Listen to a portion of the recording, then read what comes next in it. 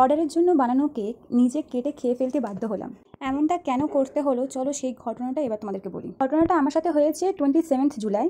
26 জুলাই রাত 8টার সময় আমাকে আননোন নাম্বার থেকে একজন টেক্সট করলো, বললো আমার কেক লাগবে, চকলেট কেক 2 পাউন্ড, কত কী দাম হবে আমাকে জিজ্ঞাসা করলো। দেন আমি ওনাকে দাম বলার পর উনি আমাকে কনফার্ম করলো, বললো আমাকে আগামীকাল লাগবে। আর যেহেতু খুবই আর্জেন্ট অর্ডার ছিল তাই আমি আর অ্যাডভান্স নেওয়ার কথাটা এটা আর মাথায় আসেনি। আর এটাই হয়ে গেল আমার সবথেকে বড় ভুল। কেকটা সম্পূর্ণ বানানোর পর ওনাকে আমি টেক্সট করলাম যে দিদি তুমি কখন নিতে আসবে।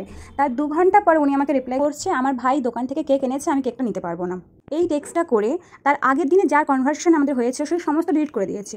এত বড় ঘটনাটা হওয়ার পরেও আমি মেনে নিলাম যে তার কোনো প্রবলেম হয়েছে, সেই জন্য হয়তো সে কেকটা নিতে পারেনি।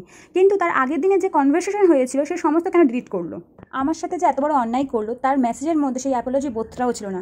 আমি কেকটা নিতে পারবো না, আমার ভাই নিয়ে চলে এসেছে, জাস্ট এইটুকুই ছিল মেসেজটা। তোমরা সেটা দেখতেই পাচ্ছ। এই সমস্ত একজন মানুষের জন্য আমরা সবার উপর থেকে বিশ্বাসটা হারিয়ে ফেলি। তখন কে সত্যি বলছে কে মিথ্যে বলছে এটা বোঝাই খুবই কঠিন হয়ে যায়। আমি এখানে ওনার নাম্বারটা শো করতে পারতাম, কিন্তু করছি না একটাই কারণ, তাহলে ওনার আর আমার মধ্যে তফাৎটা থাকতোই না। এখনকার বেশিরভাগ মানুষের মধ্যে অন্যকে ঠকানোর প্রবণতা বেশি, তার অন্যের সফলতা দেখে তাকে বদনাম করে কীভাবে নিচে আনানো যায় তার প্রবণতা বেশি। যাই হোক, তোমরা আমার মতন এত বড় ভুল করো না, তাড়াহুড়োর মধ্যে হলেও অ্যাডভান্স ছাড়া তো কোনো বুকিং নিও না।